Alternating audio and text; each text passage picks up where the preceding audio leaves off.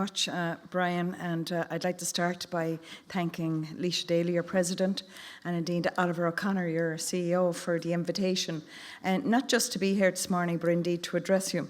I keep saying to myself that it's disconcerting to see a woman with a chain, but I'm sure that if there were more of them, we'd get used to it. What do you think? So well done, Laoise.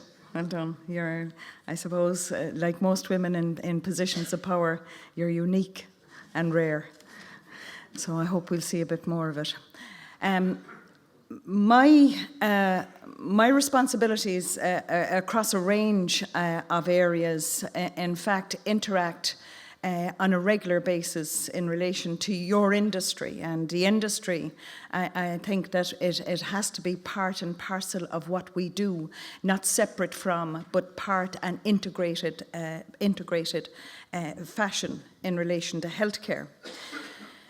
In the next number of years, and I'm nearly boring myself at this stage talking about the figures, those over 65 will double and those over 80 will quadruple. Now, that's a challenge in any man's book, but it's a challenge not just for Ireland, but it's a challenge for both Europe and the rest of the world as well. We're living longer, we're staying healthier. And that's due to a number of factors, environmental, but nevertheless, the significant factor is that we are getting better at bespoke medicines, and we are getting better at recognising what the symptoms are and how we treat that.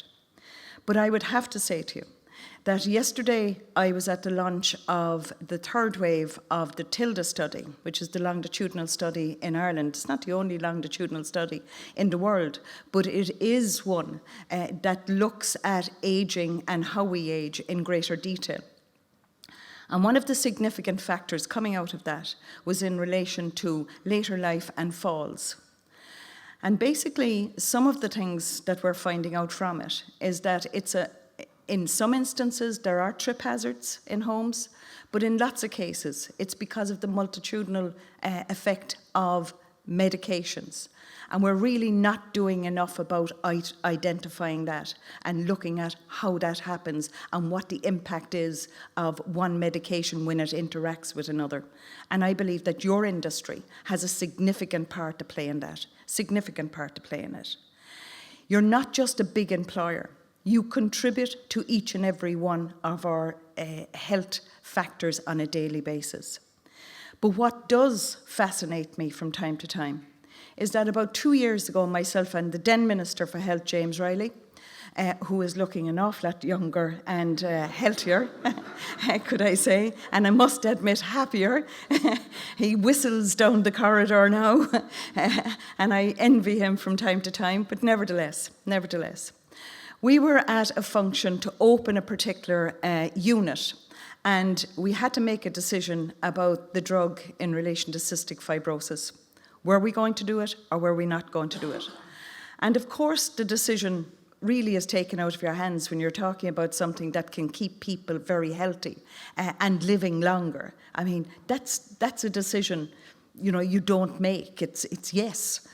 And when we did make it, and we came out at that event and we said, look, we've decided that we're going to allow this drug to be available to everyone suffering from cystic fibrosis who can avail of it. And I know there are two different types and it's not suitable for everyone.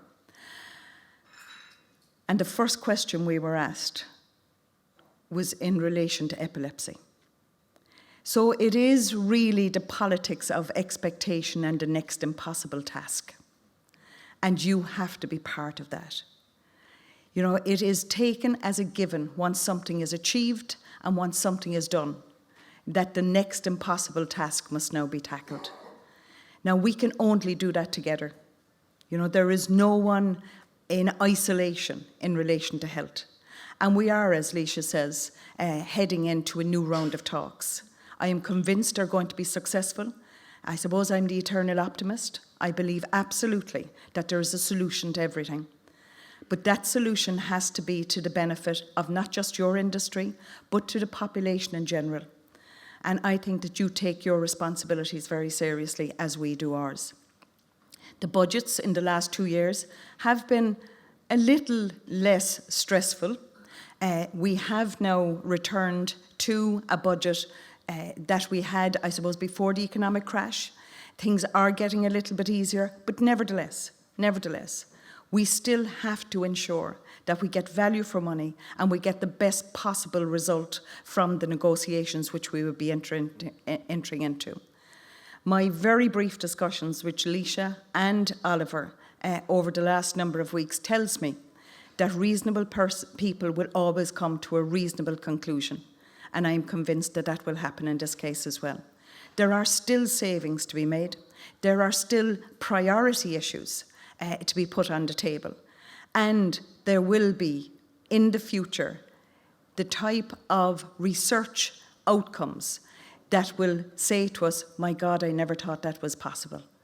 So between us, I think that we can ensure that all of our futures will be brighter. That's both for you as research and development industry, as employers, and us as the people who have to develop a healthcare system for all of our people.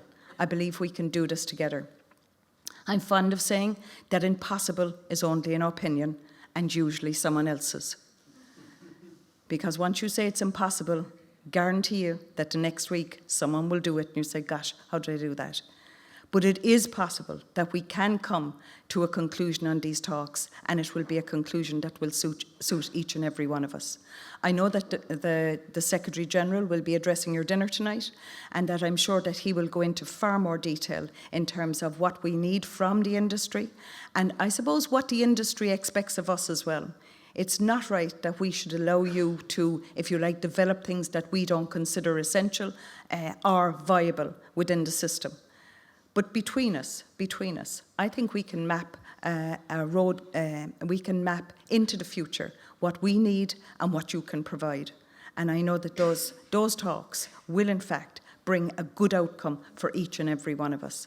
I'm sorry I won't be able to stay today because I'm looking at your list of speakers, and it will be enlightening, and I'm sure that you will gather great information from it, and I wish you the very best.